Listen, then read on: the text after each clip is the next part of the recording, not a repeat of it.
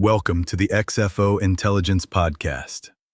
I'm your host, and today we're diving deep into one of the most consequential geopolitical flashpoints of our time. The Middle East is at a crossroads. 17 days after coordinated U.S. and Israeli airstrikes struck Iranian military and nuclear infrastructure, the region remains engulfed in high-intensity conflict, with no clear end in sight.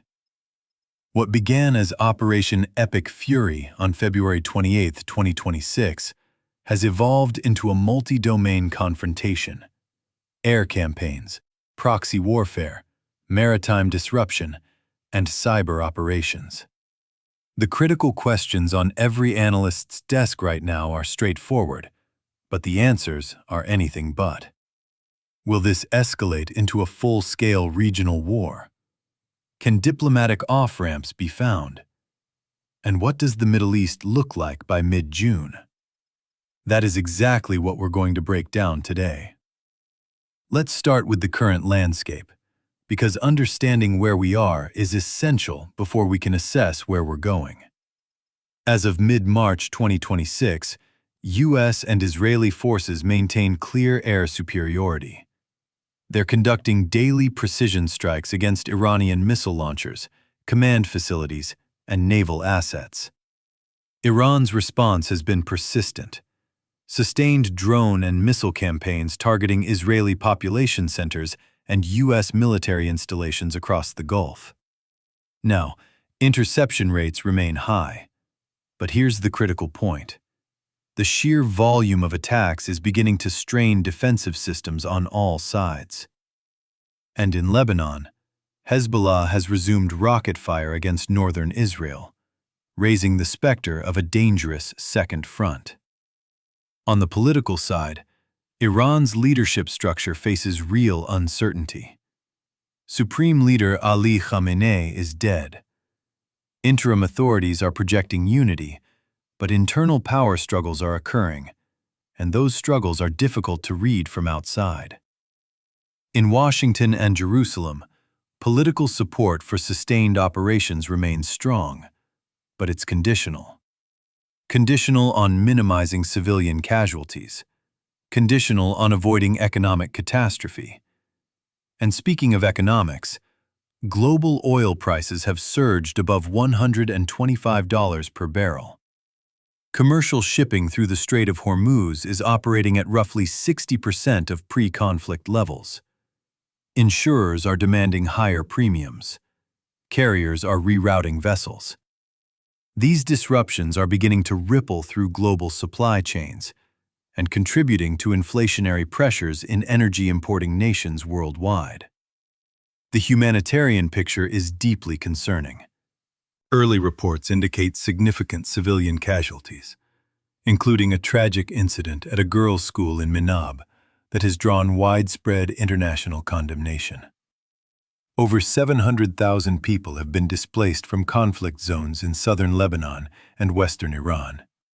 Humanitarian organizations face severe access challenges, and the risk of secondary crises is growing. Now, let's turn to the three scenarios we see playing out over the next 90 days. These are not predictions. They are structured analytical frameworks, grounded in current evidence and weighted by probability. Scenario 1. Protracted attrition. This is our baseline, with a probability of approximately 60%. In this trajectory, the conflict continues at elevated but managed intensity through June. U.S. and Israeli air campaigns persist, targeting Iranian missile capabilities and command infrastructure. Iran maintains asymmetric pressure through proxy networks, but avoids actions that would trigger direct U.S. ground intervention. Economic pressures mount globally, but no single event tips the system into full crisis. By mid-June, both sides are showing signs of exhaustion. Munitions stockpiles need replenishment. Public patience is wearing thin. Diplomatic channels are quietly exploring frameworks for de-escalation. But, and this is important, no formal ceasefire is achieved. Instead, the conflict enters what analysts are calling a long war posture, with periodic flare-ups and managed tension. What are the key indicators to watch here? Look for Strait of Hormuz traffic remaining between 50 and 70% of normal. Listen for Iranian official rhetoric shifting from calls for revenge toward language around steady resistance. And watch oil prices. If they stabilize in the 110 to 130 range, that's consistent with this scenario. Scenario 2. Regional conflagration. This is the high-impact, lower-probability pathway, approximately 25%. This scenario emerges if an escalatory trigger pushes the conflict beyond manageable thresholds. The catalysts we're watching closely include an Iranian attempt to physically close the Strait of Hormuz, an Israeli strike on senior Iranian nuclear leadership, a Hezbollah decision to launch a full-spectrum rocket barrage, or, most gravely, a miscalculation involving nuclear facilities. If any of these triggers fires, the consequences are severe. The United States deploys additional ground forces.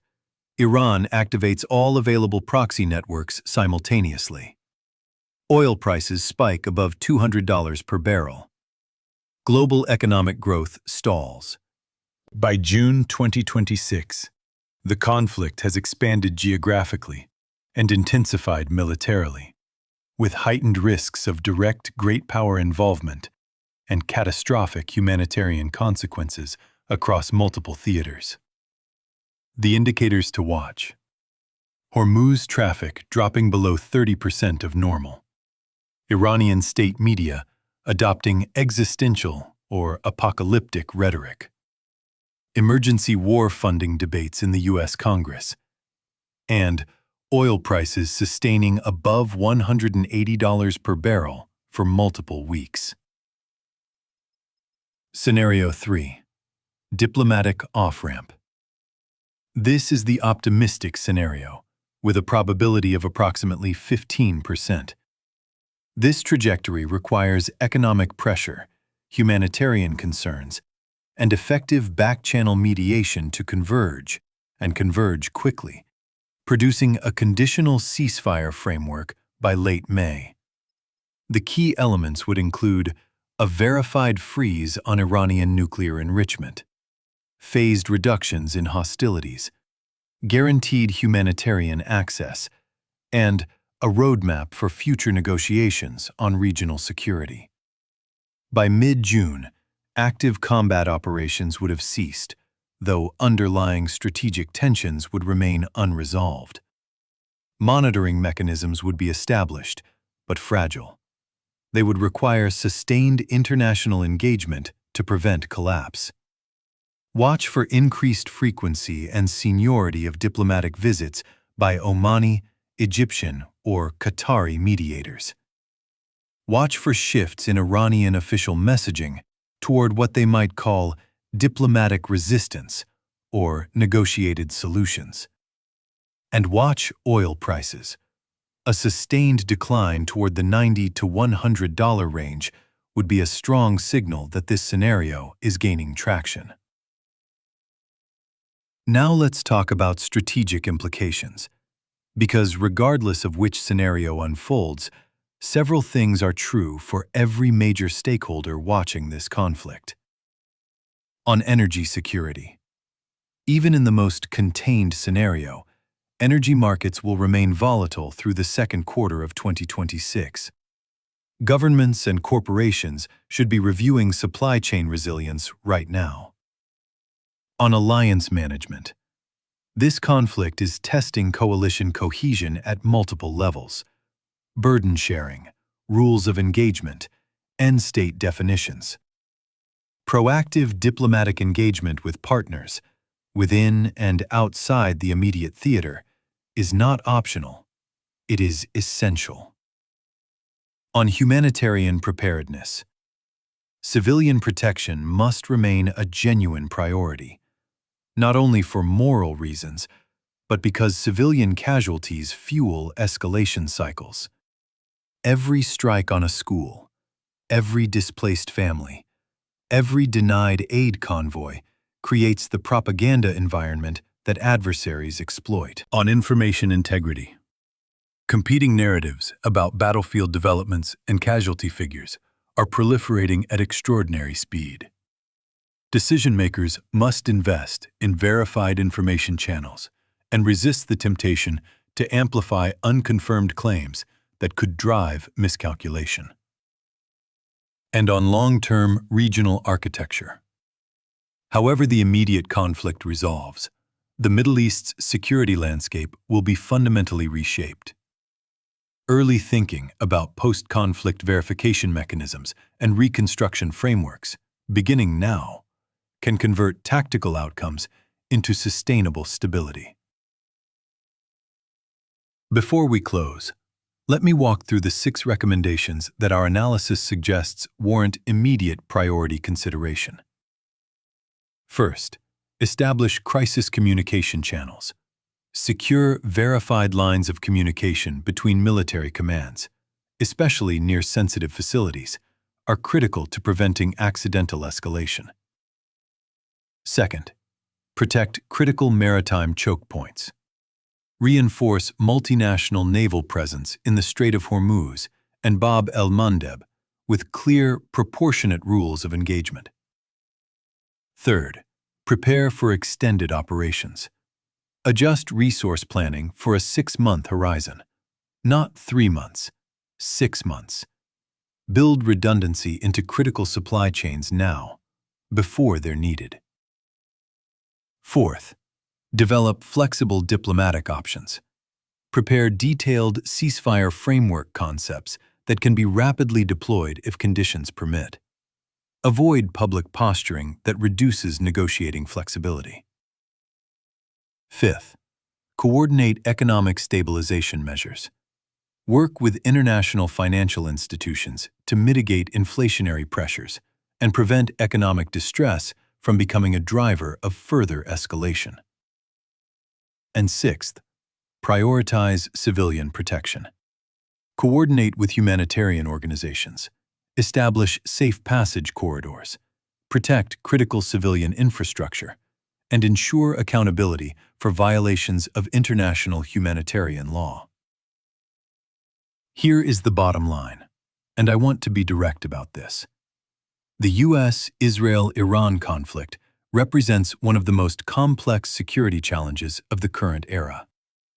Military dynamics, political calculations, economic pressures, and humanitarian imperatives are intersecting in ways that defy simple prediction. The most likely path forward involves continued conflict at managed intensity, with significant costs, but without catastrophic escalation.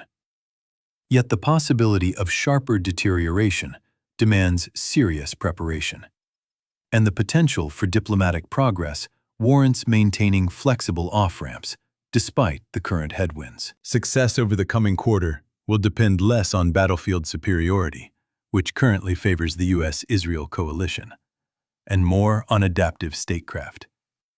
Maintaining alliance cohesion amid divergent interests. Balancing deterrence with de-escalation. Preparing for multiple possible outcomes without prematurely committing to any single narrative.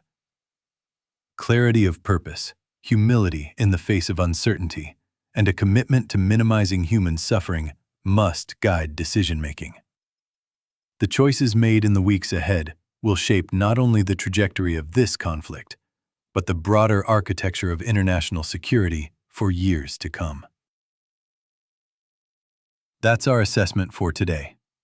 If you found this analysis valuable, please like this episode, share it with colleagues and contacts who need to stay informed, and subscribe to the XFO Intelligence Podcast so you never miss a briefing. We're committed to delivering rigorous, impartial analysis on the security challenges that matter most. Have feedback, questions, or topics you'd like us to cover? Send us an email at xfointelligence@gmail.com. We read every message. Disclaimer: the analysis presented in this podcast reflects assessments based on publicly available information and expert judgment as of March 17, 2026. It is intended for informational and educational purposes only. It does not constitute official policy guidance, legal advice, or classified intelligence. The situation remains highly fluid.